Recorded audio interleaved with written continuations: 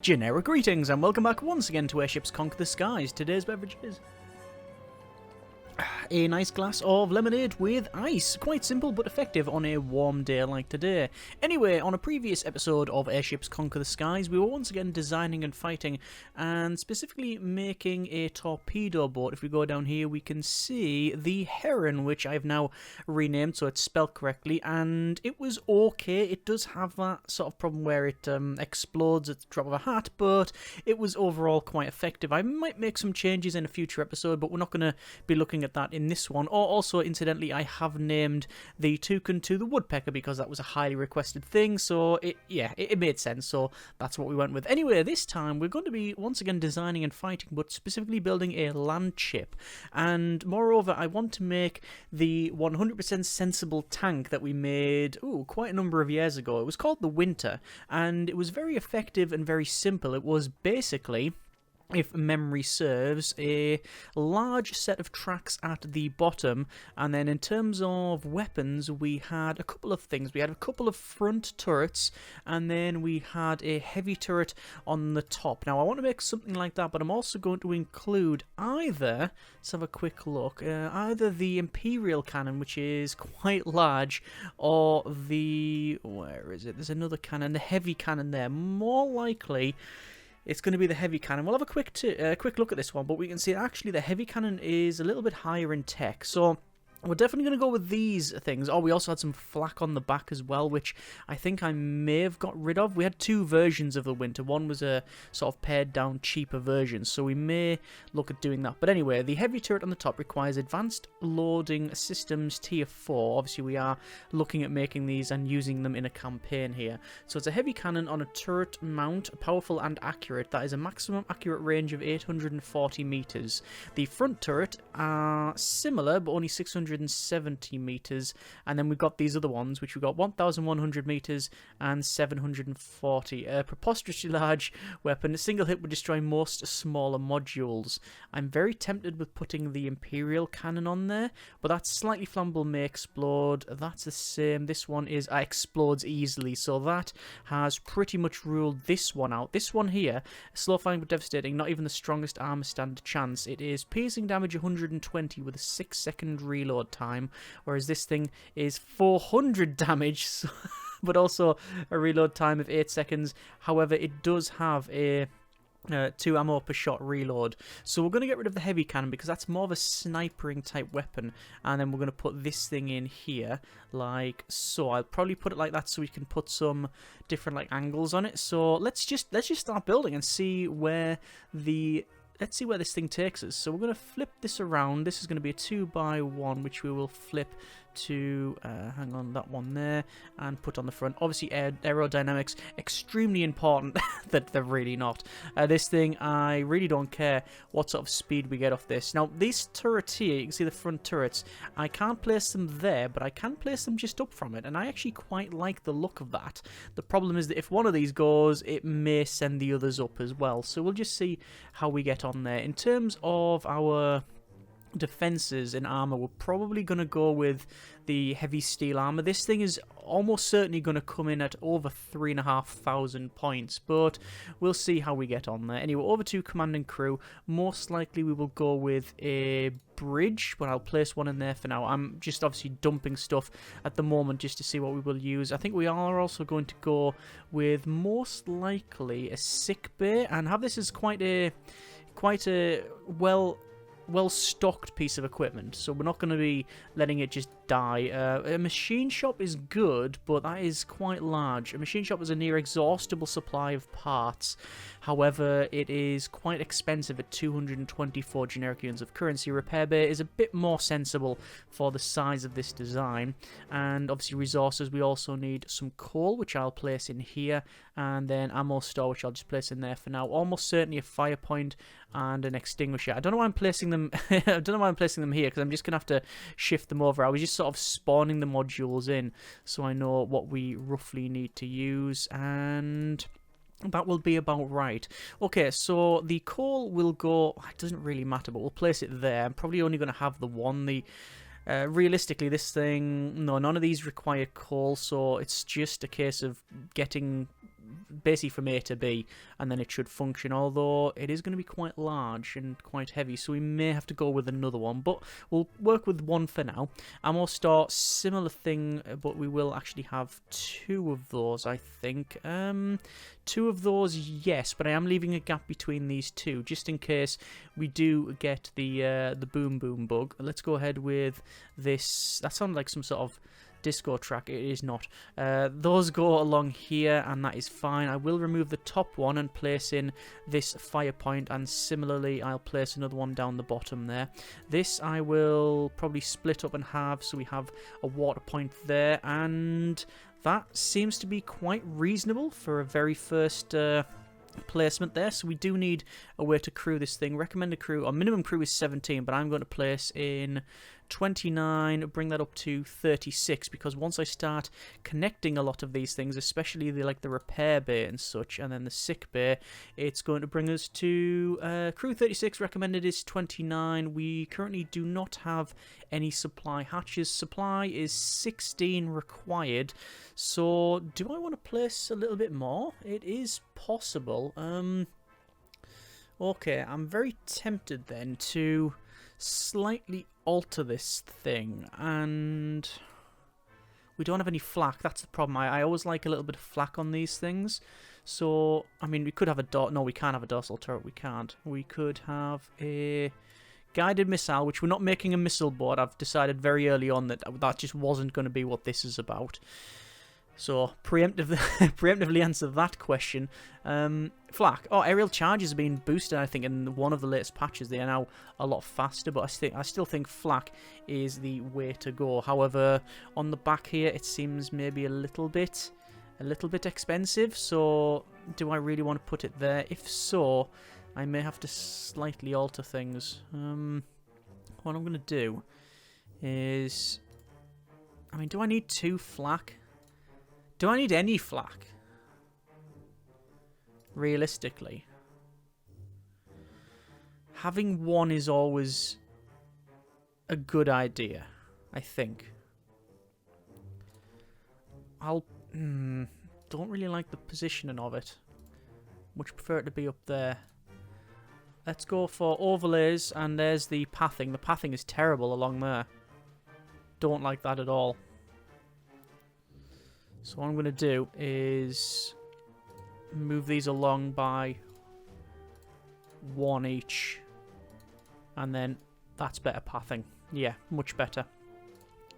Means also that can go like that if I wanted to. Oh, actually, that's not too bad. It goes straight down here and along. That's 36, and recommended crew is 33. Right, we have 16 supply required. If we go over to our resources, we can get a cargo door, which is 40 supply, or a steel supply hatch, which is 8 supply. So we just need 2 of those, and there is our supplies in. Problem being is we have a distinct lack of ammo for this section, and also for coal, I think. So I'm going to put these supply hatches in here. And maybe, can we fit in a small coal store? Small coal store there. Small ammo store there. That is possible. It does fit in. Let's go to armor then. Heavy steel armor, fill that. Not all the ship's things are mutually accessible.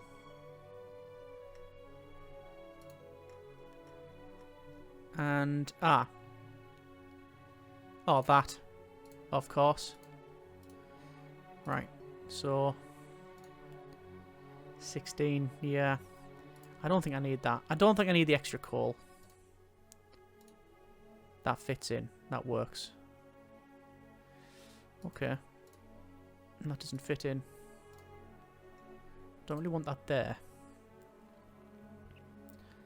I think, where can I put this? It's gonna have to be there. Right, let's tidy it up a bit. This is this is far too expensive for what it is and what it brings. I can already tell. But it doesn't necessarily make it a failure. Even if we learn that, you know, it's terrible and we shouldn't have made it, and we need to redesign it completely. I mean, at least we know that, at least we get something out of it, if nothing else. Anyway, let's put on some slopes here, just to give it a bit more definition there, and yeah, I like that. I quite like that. Right, it is 3,998. That's a good year.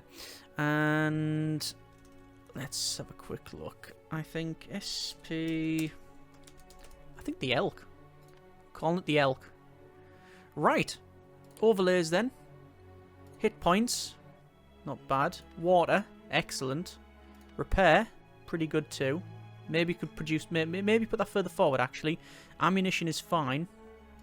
Coal is good. Explosion, yeah, we just don't look at that.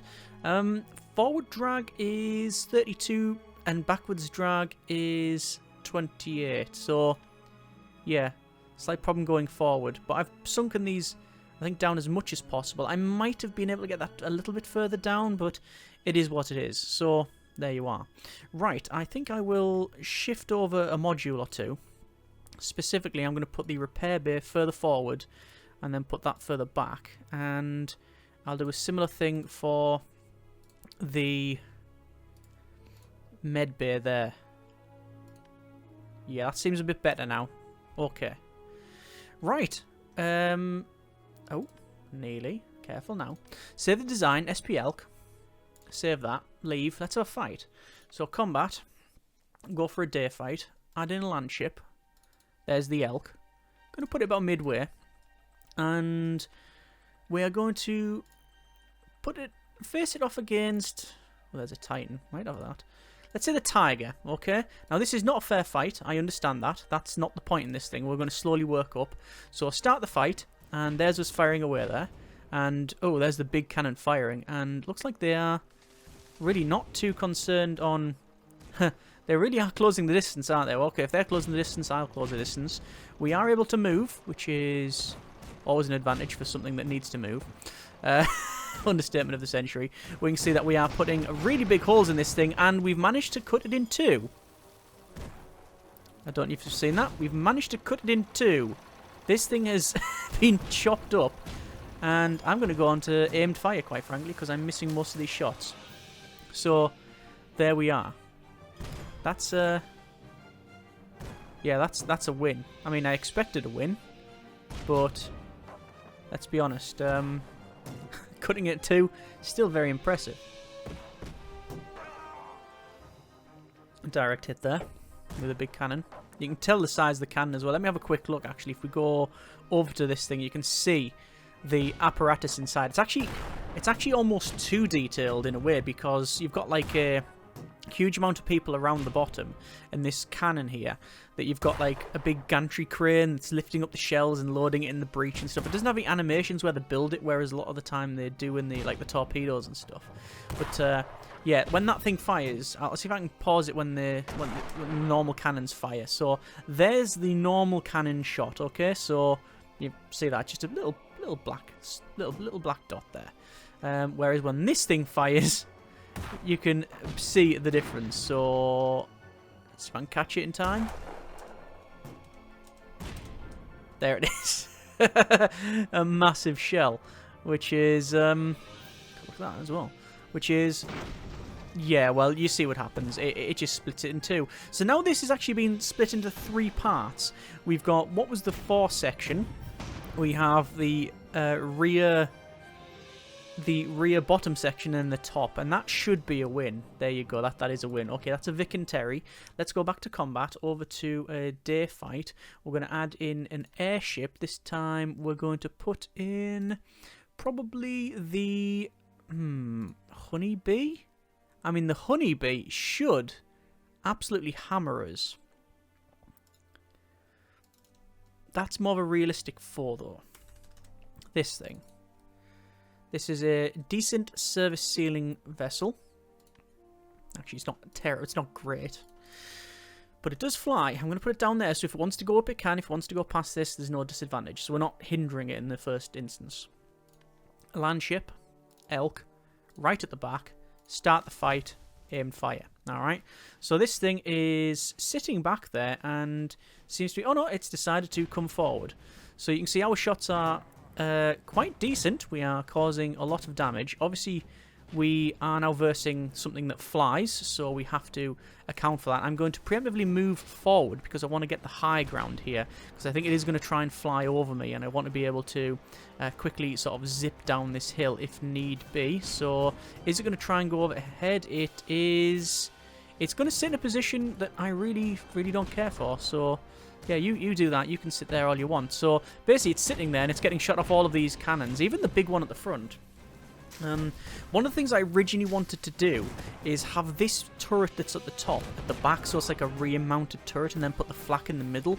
But, quite frankly, I thought this more streamlining approach would give us better...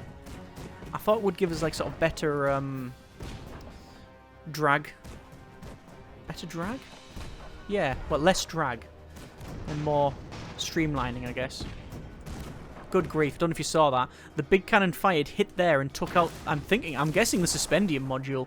And, yeah, I mean, we could just go there, can't we? So I'm just going to ram. And this is what happens when a very, very heavy vehicle drives over the top. And squish, squish, squish, and down the bottom there.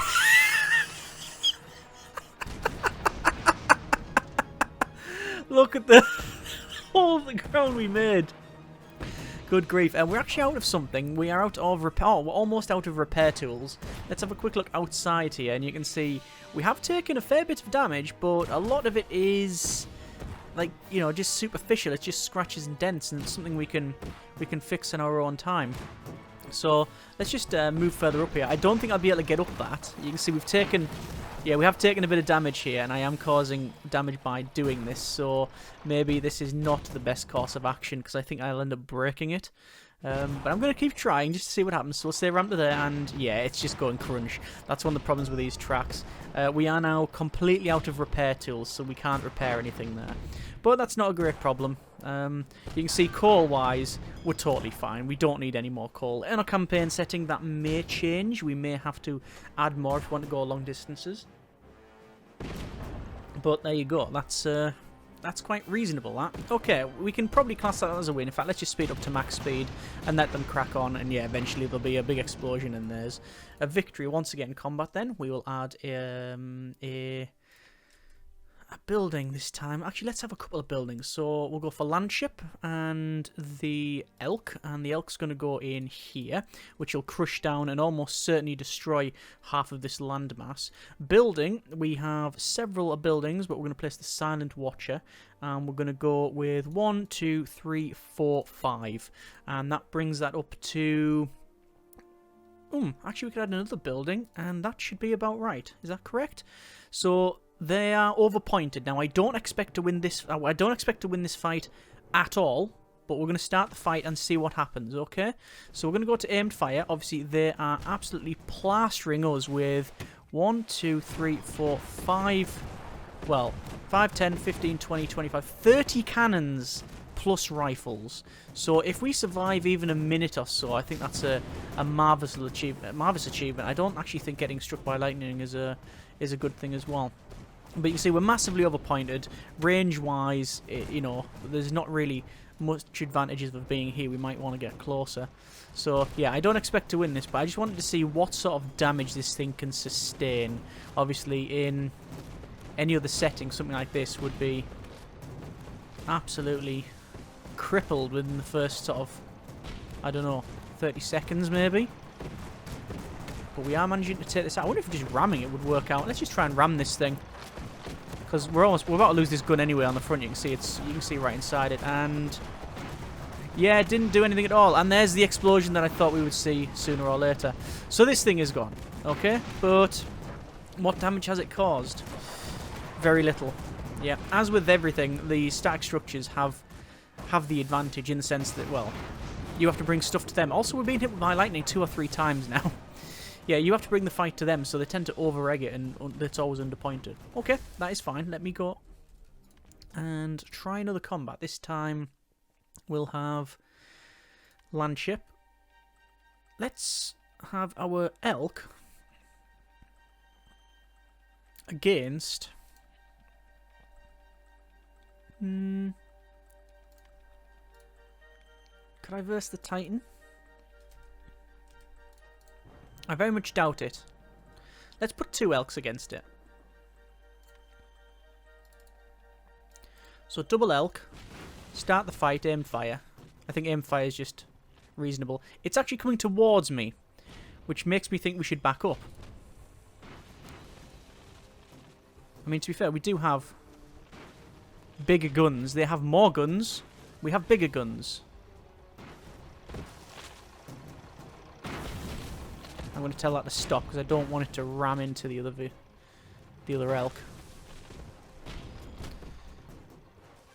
And this thing, the Titan, is lumbering towards us. We're switching out to normal fire. 6,000 plus change this thing versus about just under 8,000. And we're causing pretty good damage. Although most of the damage seems to be in the corridor here at the front. I've already taken out a couple of, well, one flak cannon. And some damage to the other one. I was hoping to take out some of their motive systems, but it just hasn't worked out. I'm going to go to rapid fire then. If they're this close, there's no reason not to now. Although our big cannon just managed to miss. Most of the cannons are missing. Is it going to go for a ram? No, it's just going to sit there. Okay, fine. Might as well move forward. Go to outside view. Oh, is he going to ram? It's not going to ram. Outside view, you can see we've taken considerable damage. Oh, we're going to get an explosion on the turret. Turret's just gone up. Turret's brewed up. But, the Titan has suffered Death Star syndrome. And it blew up, and then we had a chain reaction where Smith fell down, and it's pretty much chopped the thing in half. I can't believe I'm actually getting... Oh, there's the ammo. Oh, good grief. I can't believe their flak cannon is actually still in play. Oh, I was just about to tell this to move and ram. Okay. Well, I think we can realistically say we won that. They have 3 cannons and 2 flak. No. 3 cannons and 4 flak. One of the cannons seems to be out of commission, is not doing anything. And, well, all the flak cannons are doing nothing. So, realistically, we've got 2 smaller turrets and 1 big turret, followed by the big cannon on the top. Ammo is fine. This one also has ammo somehow.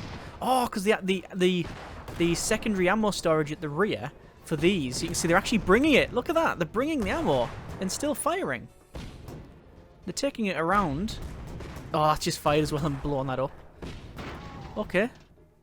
That's okay. I'm going to go to aim fire. There's only that thing really keeping it in play. Oh no, it's got that there. Rear section is now out of commission. And so is that. Alright, that's a victory. Another combat again then. Landship. Elk. Put it there. Let's... Ooh, right, okay. Let's go for an airship. And... the Vindicator. Alright. So this is similar. In terms of it's got 2 of the big cannons. Not the really big cannon that we've got, but... Not the Grand Cannon, but it's got these heavy cannons. Got a... Is that a ventral turret on the bottom? And then 2 of these and some flak. Start the fight. It is overpointed. That's 5,000 points, this thing that we're versing. But we are... about the same in terms of armament. And I'm going to get close, because I've got flak. So, there you go. If my big cannon hits now and again, that should be good. Actually, did I just see some cultist stuff going on there? I may have done. There was some, like, purple things. Oh, hang on. It's manoeuvring. It's manoeuvring down. What's this anyway? Shots fired from the right, or left to right are less accurate, so we have the disadvantage here. And it's went right down. Interesting. It doesn't want to take on our flak cannon by the look of it. I'm going to go to rapid fire as soon as we can. Oh, there we go. It's proceeded to go into the air, and now the flak cannon's working. See the back of there, the flak cannon's working? I'm now going to just drive underneath so its main armament can't be in play. We still have 2 smaller turrets, followed by the big turret at the back and the flak. There is a huge disadvantage of doing this, and it should be quite obvious that basically if that falls out the sky, we die. And looking at it, the rear section of it is being shot. So that's where the suspendium is. So what I'm trying to do is maneuver it. Oh, we've almost split it in half. I'm trying to maneuver this thing. Oh, the rear suspendium chamber is on fire, and one of their suspendium chambers is gone. They do have redundancy by the look of it. It's still working. It is still working. My turret, the main turret on the top, has stopped. So keep working forward then. Trying to keep that one out of play. Oh, there's another explosion there. But our flak turret is still working, and we are still chipping the back away there. You know what I might do? I might go straight past it. Oh, please don't shoot that bit while I'm underneath it. Let me just flip around to there, and let's see. That should be a win. They've got no propulsion. I should have spotted that earlier. Aim and fire. The only reason why they're moving around is because they're getting hit and firing. So when they're firing, it's moving back over. When I'm shooting, it's going the other way. There we go. That's their guns gone. And the flak turret's just shooting up there. Wow, I didn't expect it to win that. This thing seems to be quite effective. You see the recoil on that gun as well, that big gun.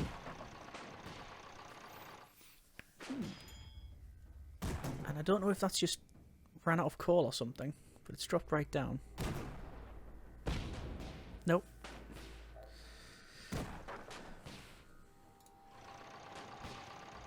What's curious is the ammo. We're going to be running out of ammo shortly. Coal's fine. We could probably get rid of that big coal stone, put a smaller one, but I don't think that's reasonable. Don't think it may make much of a difference.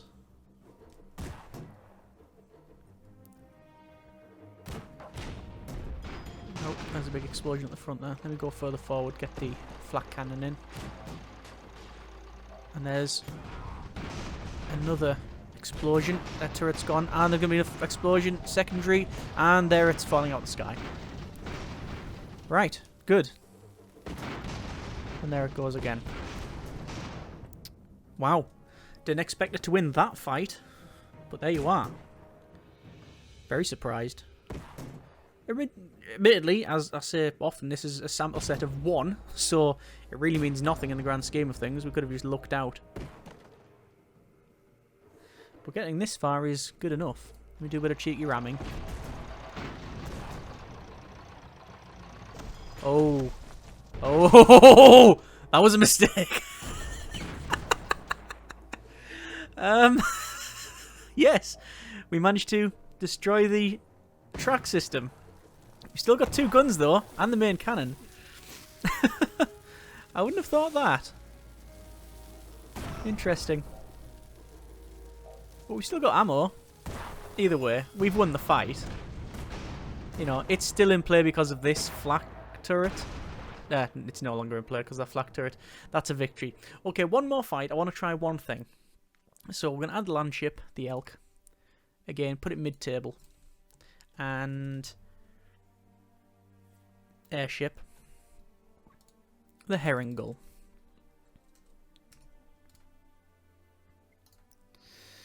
Two of them would be too expensive. Let's add in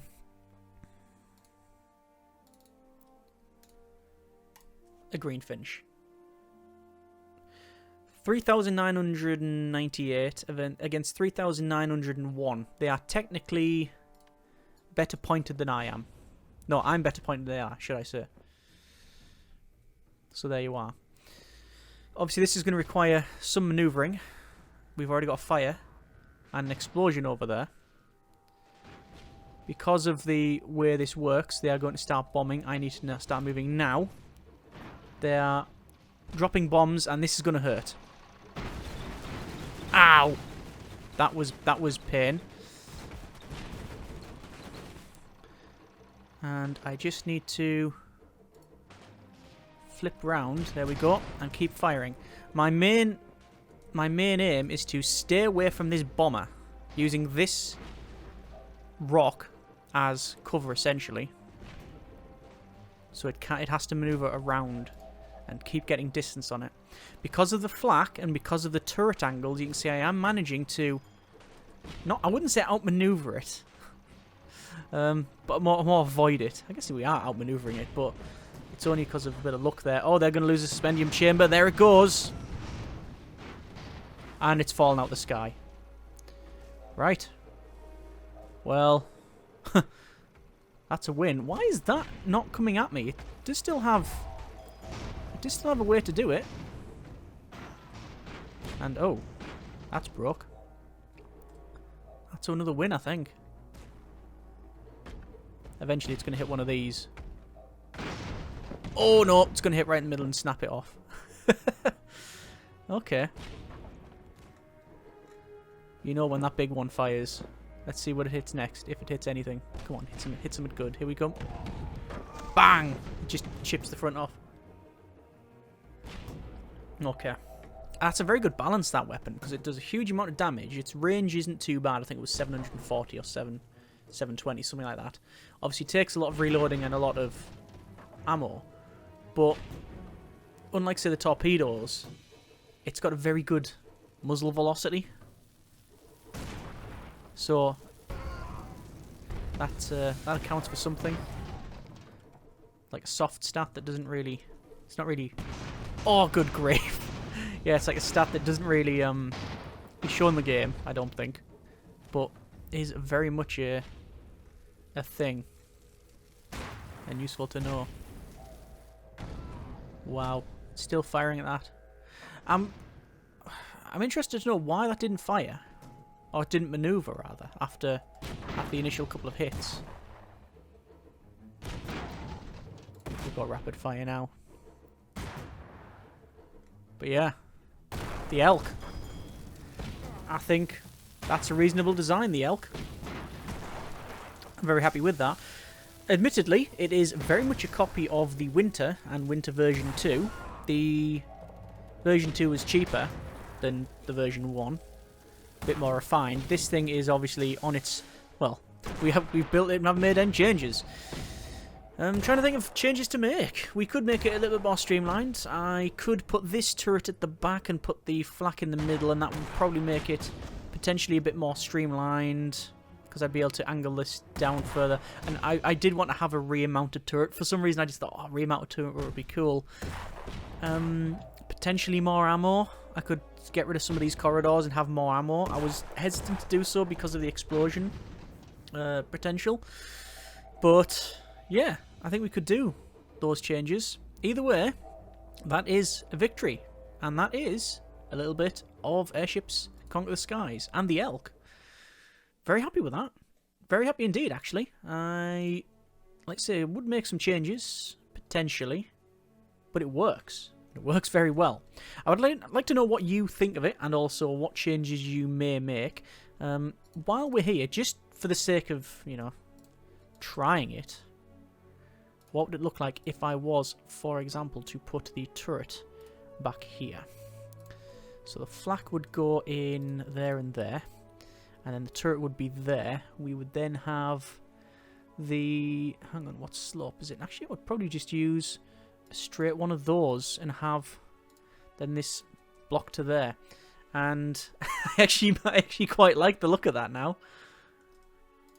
It's this gap that's the problem. The little gap there and there. But I guess, so forward drag is 32. We could potentially alter that by, like, there you go, doing something like that and make it even more streamlined. So 32 and then to 26. So a couple of alterations we could make it faster, and yes, if we paint it red, it would go a lot faster as well. I like the rear-mounted turret, but it's further away from the ammo, so yeah. Although the rear-mounted turret, oh, it does look good though, doesn't it? Oh, we may end up changing that now because of that, and it means I mean, it means shifting the fire point further forward, all this further back, away from that. I don't think it is efficient in terms of the pathing. Oh, certainly it isn't efficient as the pathing. Look at that. I'd have to move things around. It wouldn't be a huge hassle to do, but we'd only be doing it for the sake of looks.